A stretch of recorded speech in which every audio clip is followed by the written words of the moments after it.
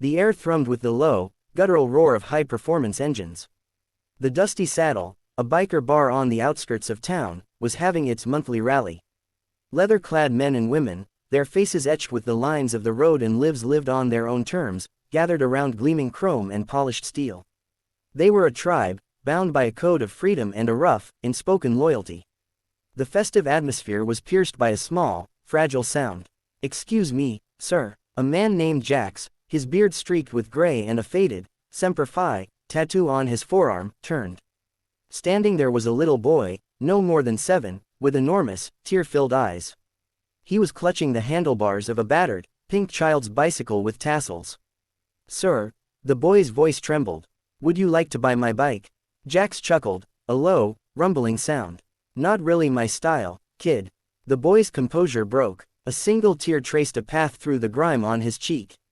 "Please, sir, my mommy, she hasn't eaten in 2 days. I need to get her some food." The chatter around them died down.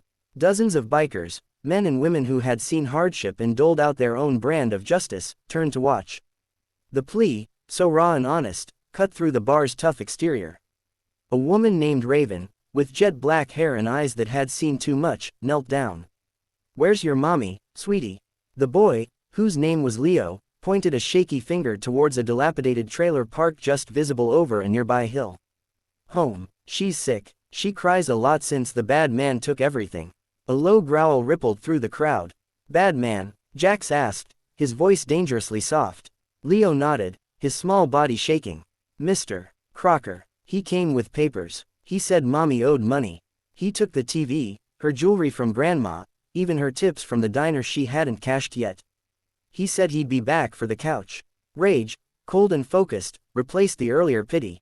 This wasn't just misfortune, this was predation. Jax looked at Raven, then at the other club members, Grizz, a mountain of a man, and Preacher, who carried a Bible in one saddlebag and a wrench in the other. A silent understanding passed between them. Their code had been invoked. "Keep your bike, son," Jax said, his voice firm but kind. He pulled a 20 from his wallet and pressed it into Leo's hand. "Go to the diner. Get your mom the biggest breakfast they have. Tell them to put it on the bikers' tab." As Leo scurried off, a new kind of engine roar filled the air, not of celebration, but of purpose. A dozen bikes rumbled to life. They found the trailer easily enough. The door was opened by a gaunt, exhausted woman named Sarah, her eyes hollow with hunger and despair. She was shocked to see the wall of leather and denim outside her home. "We met your son," Raven said, her voice gentle. "We're here to talk about Mr. Crocker." Tears welled in Sarah's eyes as she told her story. She'd taken a small loan from Crocker's easy credit operation to fix her car. The interest was predatory, the fees fabricated. When she fell behind, he'd arrived with 2 thugs in a veneer of legality, stripping her of every asset of value, leaving her and her son destitute.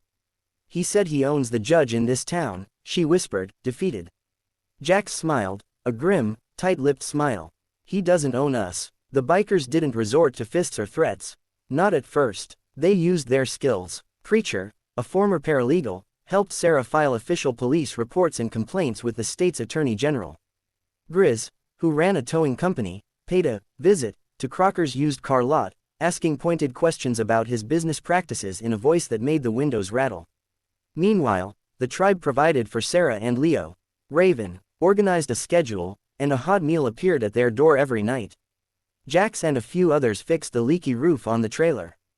They didn't just give charity, they gave back a sense of security. The final confrontation happened at the Dusty Saddle. Crocker, a slick man in a cheap suit, arrived with his 2 enforcers, thinking he could intimidate a bunch of drunken bikers. He was wrong. He walked into a wall of silent, cross-armed men and women. Jax stepped forward, holding a thick folder. "This is a copy," Jax said, his voice quiet but carrying to every corner of the silent bar.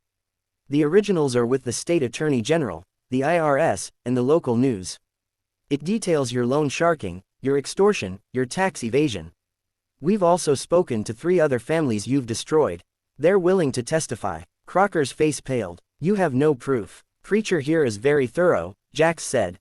"We know about the offshore account, the fake LLCs. We know which judge you play golf with. It's over." One of Crocker's enforcers took a step forward, but Grizz simply shifted his weight, the floorboards groaning in protest. The enforcer thought better of it. The bikers' justice was not violent, but it was absolute. They gave Crocker a choice: return every penny he had taken from Sarah and the others, with substantial interest, and dissolve his operation, or spend the next decade in a federal prison. A week later, a stunned Sarah opened her door to find an envelope stuffed with more cash than she had ever seen. It was enough to pay off her debts, fix her car, and start a small savings account for Leo. The story didn't end there. The bikers of the Dusty Saddle had found a new mission. They became unofficial guardians for the town's vulnerable, a rumble of conscience on two wheels. They never asked for thanks, but they received it in the grateful eyes of those they helped. And sometimes, on a quiet afternoon, you could see a little boy named Leo, sitting on the porch of his now safe home, waving excitedly as a convoy of gleaming motorcycles thundered past. He wasn't scared of the bikers anymore. He knew who they were.